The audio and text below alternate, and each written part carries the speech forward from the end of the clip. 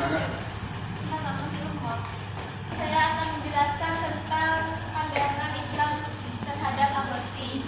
Latar belakangnya yaitu Islam terhadap aborsi berakar pada prinsip-prinsip Al-Quran dan hadis yang mengutamakan penghormatan terhadap kehidupan dan larangan untuk menghilangkan nyawa tanpa alasan yang dibenarkan. Secara umum, Islam memandang aborsi sebagai tindakan yang sangat serius dan tidak diperbolehkan, kecuali dalam keadaan tertentu yang melibatkan resiko serius terhadap kesehatan atau nyawa ibu. Aborsi itu sendiri yaitu keguguran kandungan atau membuang janin.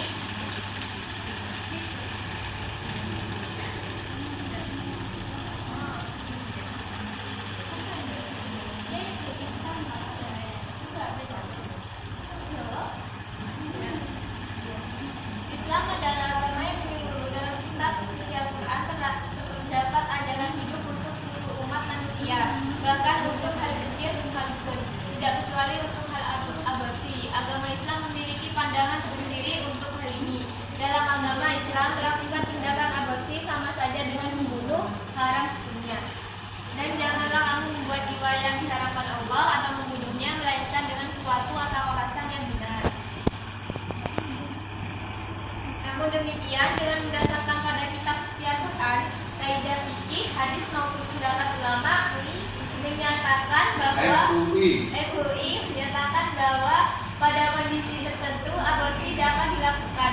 Aborsi dapat dilakukan jika adanya unsur baik yang bersifat hajat ataupun darurat, seperti ketika dokter yang menetapkan jika kandungan dapat membahayakan janin dan ibu sekaligus. Dalam kondisi seperti ini diperbolehkan karena mengupayakan penyelamatan nyawa seseorang ibu. Macam-macam aborsi. Dalam pembagiannya aborsi dibedakan menjadi dua, yakni yang pertama aborsi spontan. Aborsi spontan atau spontaneous abort atau aborsi yang tidak disengaja. Ini bisa terjadi karena penyakit sifilis, demam panas yang hebat, penyakit ginjal, terus TBC, kecelakaan dan sebagainya. Aborsi spontan oleh ulama disebut Al-Isqat al-Afwi. Al-Isqat al-Afi, yang berarti aborsi yang dimaafkan, karena pengguguran seperti ini tidak menimbulkan akibat hukum. Baik, selanjutnya akan dilanjutkan dengan selanjutnya ada aborsi yang disengaja atau abortus provocatus. Abortus artificialis Abortus artificialis therapeuticus. Yaitu aborsi yang dilakukan oleh dokter atas dasar indikasi medis sebelum lahir untuk menyelamatkan jiwa ibu di kandungan ulama ini disebut Di kalangan ulama ini disebut al-isqat ad-daruri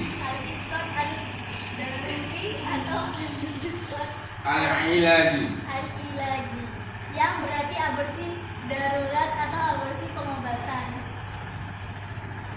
Yang kedua aborsi provocatus criminalis, yaitu pengguguran yang dilakukan tanpa indikasi medis untuk meniadakan hubungan seks di luar pernikahan atau untuk mengakhiri kehamilan yang tidak dikehendaki yang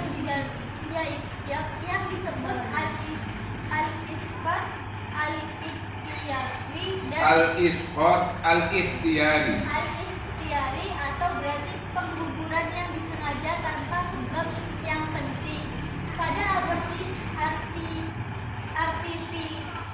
artificialis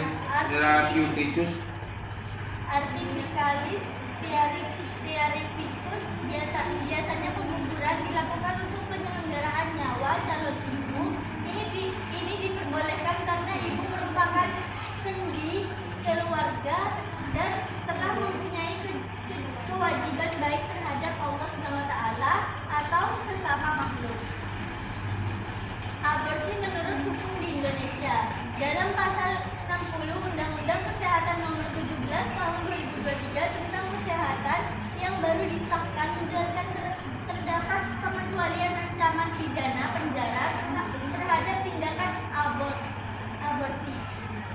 Jika yang pertama, kehamilan didasari karena calon ibu merupakan korban dari tindakan pemerkosaan, tindakan aborsi dibolehkan jika usia kehamilan maksimal 40 hari terhitung sejak hari pertama haid terakhir. Kedua, jika terjadi kehamilan yang membahayakan nyawa dan kesehatan bagi janin dan calon ibu, hal ini terkait dengan penyakit genetik berat dan atau cacat bawaan yang tidak dapat diperbaiki dan dapat mempersulit bayi jika dilahirkan. Namun, indikasi secara medis ini memerlukan hasil pemeriksaan sesuai dengan standar dan disertai dengan surat keterangan kelayakan aborsi.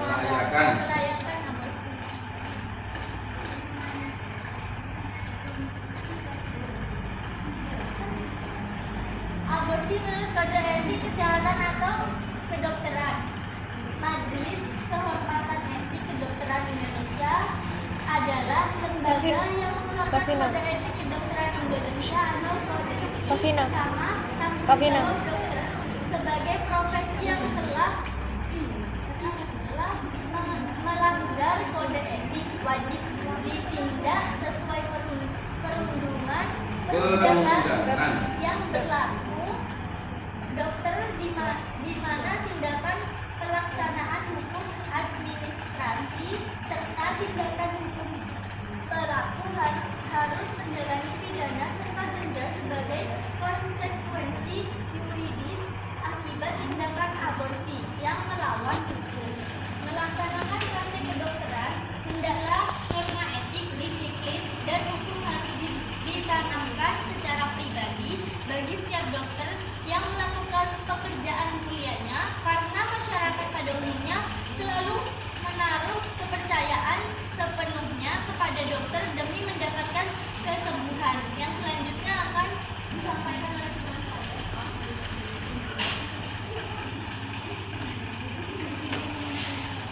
Selanjutnya yaitu pandangan agama Islam terhadap aborsi.